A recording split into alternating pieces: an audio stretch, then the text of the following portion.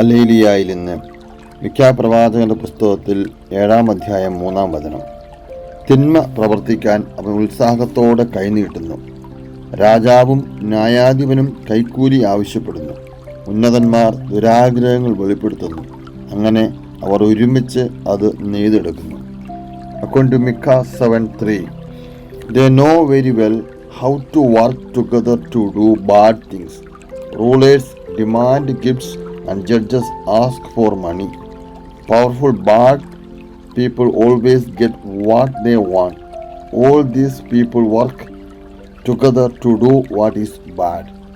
ഈശോയെ സ്നേഹം നിറഞ്ഞവരെ, ഈ ഒരു വചനം ഇന്ന് നമ്മൾ ചുറ്റുവട്ടങ്ങളിലേക്കൊക്കെ നോക്കിക്കഴിഞ്ഞാൽ വളരെ വ്യക്തമായിട്ടും പ്രകടമായിട്ടും കാണുന്നതായിട്ട്, സംഭവിക്കുന്നതായിട്ട്, അനുഭവത്തിൽ വരുന്നതായിട്ട് നമുക്ക് തോന്നും. തിന്മ പ്രവർത്തിക്കാൻ അവരെല്ലാവരും ഉത്സാഹത്തോടെ ഒന്നിച്ച് ഉന്നത പദവിയിലിരിക്കുന്നവർ ഒരാളെ താറടിക്കുവാനായിട്ട് ഒരുമിച്ച് കൂടി എങ്ങനെയും നിഷ്കരണം താറടിക്കുന്ന, തകർക്കുന്ന ഒരു ശൈലി നമ്മുടെ ചുറ്റുവട്ടങ്ങളിൽ നിന്ന് കണ്ടുവന്നുകൊണ്ടേയിരിക്കുന്നു. അതെത്ര നല്ല വ്യക്തിയായിക്കോട്ടെ, ഉന്നത വ്യക്തിയായിക്കോട്ടെ, അവരിലുള്ള ഒരു സ്വഭാവ രീതി എന്ന് പറയുന്നത് മിഖയുടെ പുസ്തകത്തിൽ 7-ാം അധ്യായം 4-ാം വചനത്തിൽ പറഞ്ഞു തരുന്നത് പോലെ, ഉത്തമനാണെന്ന് കരുതുന്ന വ്യക്തി മുൾച്ചെടി പോലെയും സത്യസന്ധനാണെന്ന് കരുതുന്ന വ്യക്തി മുള്ളുവേലി പോലെയുമാണ്. മുൾച്ചെടിയും മുള്ളുവേലിയും അടുത്താൽ വിവരമറിയും.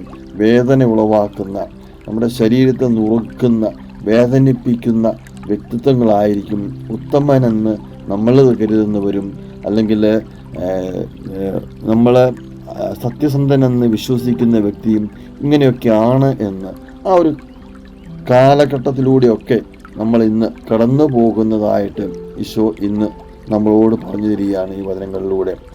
ഈശോ സ്നേഹം നിറഞ്ഞവരെ, വിശ്വസിക്കുന്നവരെ, നമുക്ക് ആത്മാർത്ഥമായിട്ട് വിശ്വസിക്കുന്നവർ നമ്മൾ ചതിക്കുകയും വഞ്ചിക്കുകയും ചെയ്യുന്ന ഒരു കാലഘട്ടത്തിലൂടെയൊക്കെ നമ്മൾ കടന്നു പോവുകയാണല്ലോ.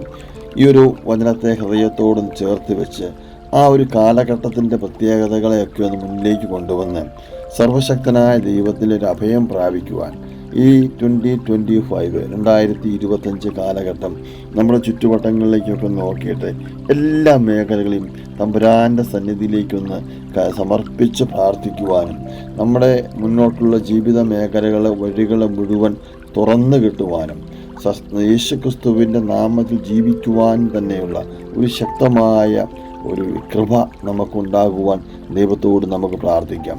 ചുറ്റുമുള്ളവരിലേക്കൊക്കെ നോക്കി അവരിലേക്ക് വിശ്വാസം അർപ്പിച്ച് അവരോടുകൂടെ നമ്മളായിരിക്കാൻ ശ്രമിക്കുമ്പോൾ ഒരു പക്ഷേ നമ്മൾ അറിയുന്നില്ല, നമ്മൾ വിശ്വസിക്കുന്ന വ്യക്തികൾ ഒരു മുൾച്ചെടിയാണോ ഒരു മുള്ളുവേലിയാണോ എന്ന് നമ്മൾ അറിയുന്നില്ലല്ലോ. നമ്മുടെ ഹൃദയത്തെ തകർക്കുമാറ് നമ്മൾ വിശ്വസിക്കുന്ന വ്യക്തികൾ നമുക്കെതിരെ തിരിയുമ്പോൾ ഒരു പക്ഷേ നമ്മുടെ ആശ്രയം ദൈവത്തിൽ അല്ലെങ്കിൽ നമ്മൾ തകർന്ന് തരിപ്പണമായിരിക്കും. നസ്രയനായ യേശുക്രിസ്തുവിൽ പൂർണ്ണമായ വിശ്വാസം അർപ്പിച്ചുകൊണ്ട്, അവനിൽ മാത്രം വിശ്വാസം അർപ്പിച്ചുകൊണ്ട് മുന്നോട്ട് പോകുവാണെങ്കിൽ ഇങ്ങനെയുള്ള അപകടങ്ങൾ, പ്രതിസന്ധികൾ, പ്രശ്നങ്ങൾ, കൊടുങ്കാറ്റുകൾ, വെള്ളപ്പൊക്കങ്ങൾ, അങ്ങനെ എന്ത് ആപൽസന്ധി വന്നാലും ഈ യേശുക്രിസ്തുവിലുള്ള വിശ്വാസ നിമിത്തം തകർന്ന് തരിപ്പണമാകാതെ നേരെ നിൽക്കുവാൻ ദൈവം നമ്മളെ അനുഗ്രഹിക്കുമാറാകട്ടെ. ആമേൻ.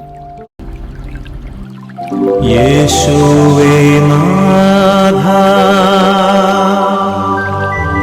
അങ്ങയെ ഞാൻ ആരാധിക്കുന്നു, സ്തുതിക്കുന്നു.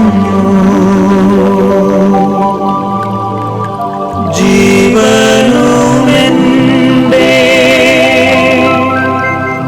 സർവസ്വം